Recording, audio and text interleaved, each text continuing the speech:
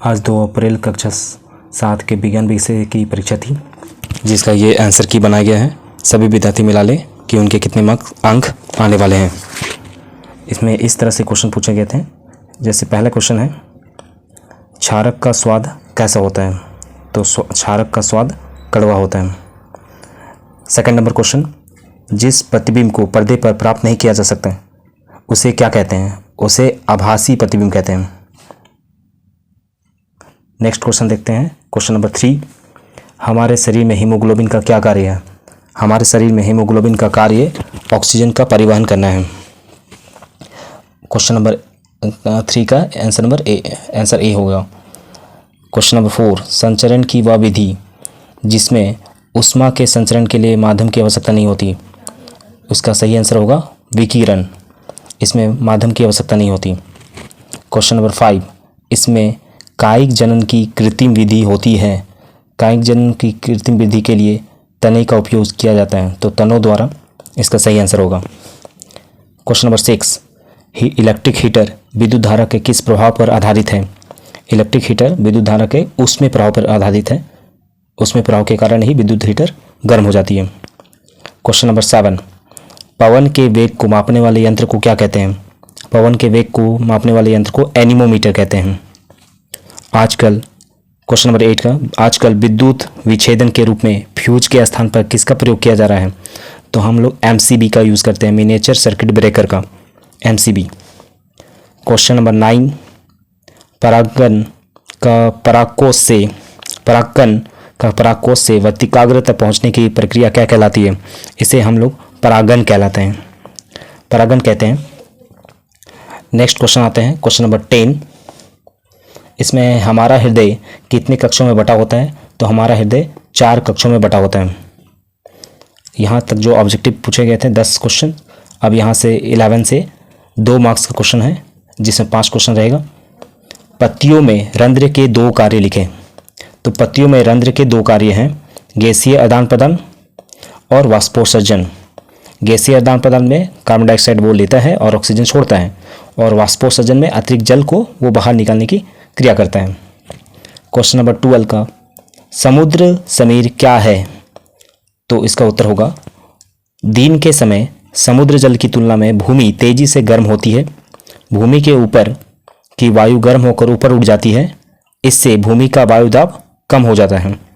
इस कम वायु दाब को भरने के लिए समुद्र से भूमि की ओर जो है वो हवा चलती है, जिसे हम लोग समुद्र समीर कहते हैं। तो इसका सिंपल भी आंसर हो सकता है कि जो समुद्र से भूमि की ओर चलने वाली हवा को समुद्र समीर कहते हैं। क्वेश्चन नंबर 13, एक ऐसी पत्ती का नाम लिखें जिसमें कायिक जनन होता है। तो कायिक जनन पत्ती में जिसमें होता है वो है बायोफिलम, जिसे हम लोग पत्थर चट्टा कहते हैं। इसे हम लोग जो है वो पथरी नामक रोग जो होता है उसमें हम लोग इसको पीस के पिलाया जाता है, रोगी को पिलाया जाता है। बायोफिलम पत्थर चट्टा जिसे कहते हैं। नेक्स्ट क्वेश्चन आते हैं, क्वेश्चन नंबर 14, विद्युत चुम्बक क्या है? तो इसका आंसर होगा, जब किसी तार की कुंडली से विद्युत धारा प्रवाहित की जाती है तो वह उसमें चुंबकत्व का गुण आ जाता है, इसे हम विद्युत चुम्बक कहते हैं। नेक्स्ट क्वेश्चन आते हैं 15 नंबर, तूफान की आंख किसे कहा जाता है? तो चक्रवात का केंद्र जो अपेक्षाकृत शांत क्षेत्र होता है, जिसे हम तूफान की आंख कहते हैं।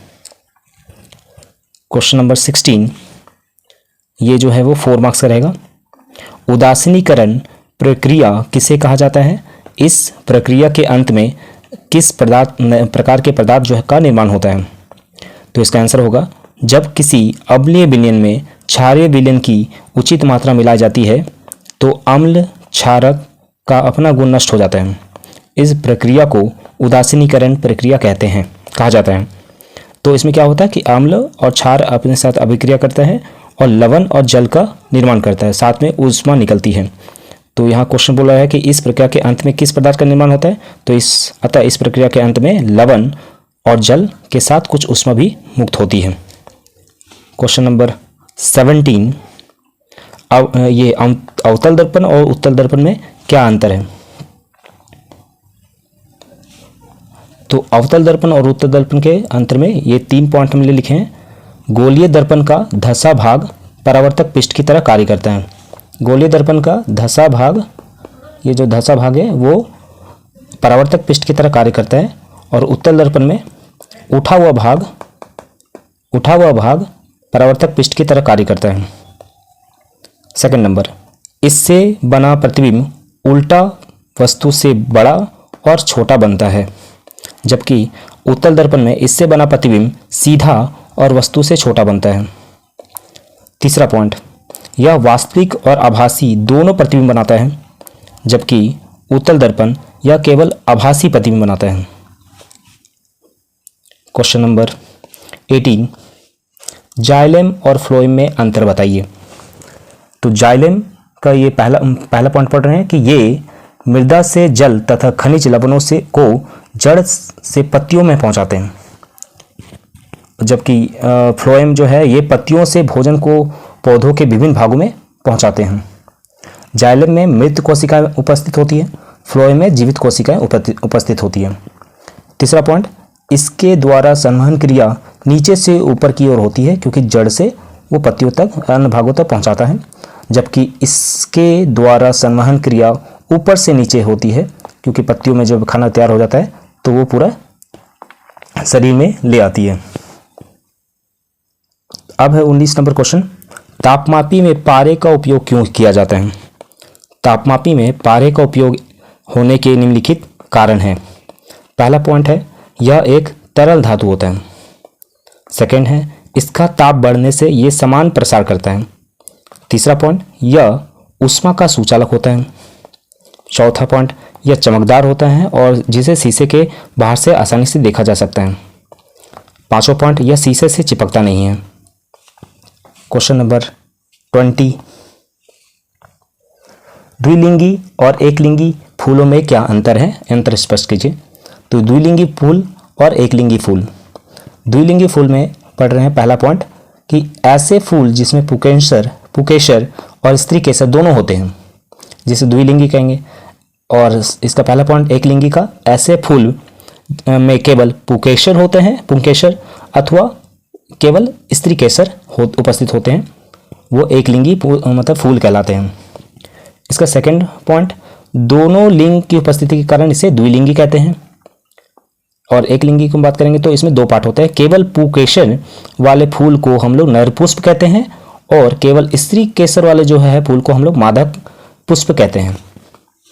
इसमें क्या होता है, एक द्विलिंगी में यह स्वपरागण को बढ़ावा देते हैं, क्योंकि एक ही फूल में दोनों लिंग होते हैं तो खुद से वो परागण हो जाते हैं, स्वयं में ही परागण हो जाते हैं।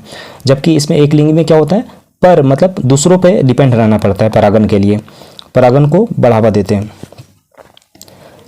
चौथा पॉइंट, इसमें निषेचन व परागण की संभावना अधिक होती है, क्योंकि आराम से हो जाएगा, एक ही फूल में जो है दोनों लिंग होते हैं तो निषेचन आराम से हो जाता है। अगर हम इसका चौथा पॉइंट देखेंगे तो इसमें निषेचन और परागण की संभावना कम होती है। इसके हम नेक्स्ट क्वेश्चन को देखते हैं, क्वेश्चन नंबर 21।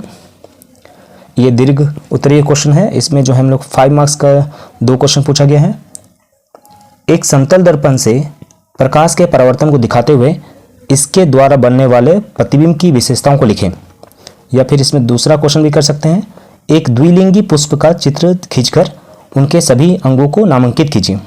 तो इसमें हम लोग दोनों का आंसर हम लोग बनाए हैं। तो पहला को देख ले रहे हैं कि समतल दर्पण द्वारा बना प्रतिबिंब कैसा होता है। तो यहाँ से ये समतल दर्पण है, इस पर हम कोई वस्तु उसके सामने रखते हैं तो ये उसका प्रतिबिंब ये बना रहा है। तो इसके क्या क्या गुण हैं, ये विशेषताएं हैं। तो समतल दर्पण द्वारा बना प्रतिबिंब आभासी होता है।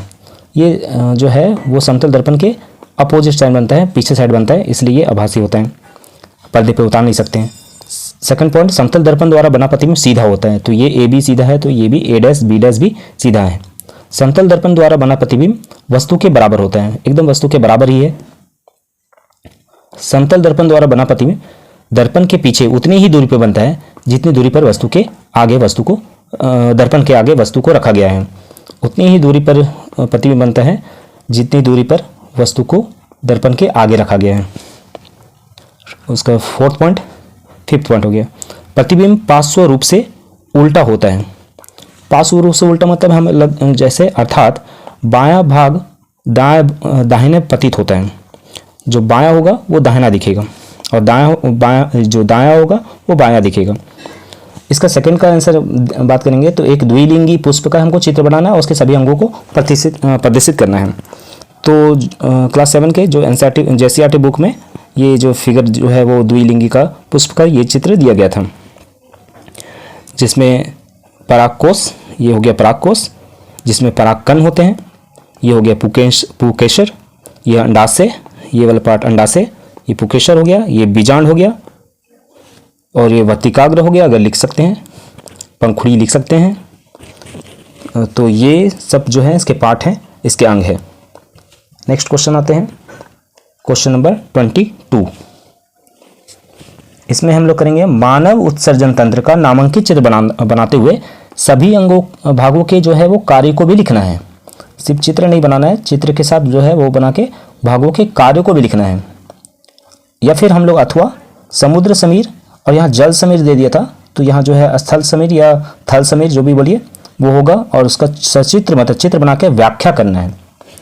तो पहला का आंसर देखते हैं हम लोग कि एक किडनी जो है उत्सर्जन तंत्र क्या होता है कि वो एक ब्रिक हो गया, जो मतलब है बॉडी को के अवशिष्ट पदार्थों को बाहर निकालने का कार्य करती है। तो ये हो गया दायां ब्रिक, ये हो गया बायां ब्रिक। इससे जो है मूत्र वाहिनी या मूत्र नली आती है, और ये मूत्राशय है और ये मूत्र मार्ग है। तो इसके क्या क्या कार्य है ये चित्र बनाना था और इसमें कार्यों को लिखना है। तो ब्रिक के कार्य, रक्त में उपस्थित नाइट्रोजनी अपशिष्ट होते हैं पदार्थों को छानने का कार्य करती है। मूत्र नली, अब यह जो है छानने का कार्य कर दिया, मूत्र नली से अब मूत्राशय तक लाने का कार्य करेगा मूत्र नली। तो ब्रिक से अपशिष्ट पदार्थ के तरल रूप को मूत्राशय में ले जाने का कार्य करती है। अब ये क्या है, एक थैली जैसा है, ये संचित करती है मूत्र को। तो एक थैली होती है जो मूत्र को एकत्र करने का काम करती है या करके रखती है, और ये मूत्र मार्ग है जो शरीर से अपशिष्ट पदार्थों को बाहर निकालने का एक मार्ग प्रदान करती है। इसका सेकंड क्वेश्चन को देखेंगे, जिसमें हम लोग समुद्र समीर और थल समीर का सचित्र वर्णन करने के लिए कहा गया है। तो ये जो है वो समुद्र समीर और ये जो है वो थल समीर। समुद्र समीर का बात करेंगे तो इसमें क्या होता है कि दिन के समय स्थलीय भाग जलीय भाग की तुलना में शीघ्र गर्म हो जाता है, जिससे स्थलीय भाग पर निम्न दाब होगा, क्योंकि सारा हवा जो है वो गर्म होकर ऊपर उठ जाएगा, तथा जलीय भाग जो समुद्र भाग है उसमें उच्च दाब बन जाता है। इसी वजह से हवाओं की दिशा समुद्र से स्थल की ओर मतलब है चलती है। तो हम लोग बोलते हैं इसको समुद्र समीर कहते हैं। और इसमें अगर हम स्थलीय समीर का बात करेंगे तो रात के समय स्थलीय जो भाग होता है समुद्र की तुलना में जो है वो शीघ्र ठंडा हो जाता है, जिससे स्थलीय भाग पर उच्च दाब तथा समुद्र वाले भाग पर निम्न दाब बन जाता है, जिसके कारण हवाएं स्थल से समुद्र की ओर चलना शुरू कर देती है। इसे ही स्थलीय समीर हम लोग कहते हैं। ठीक है, थैंक यू।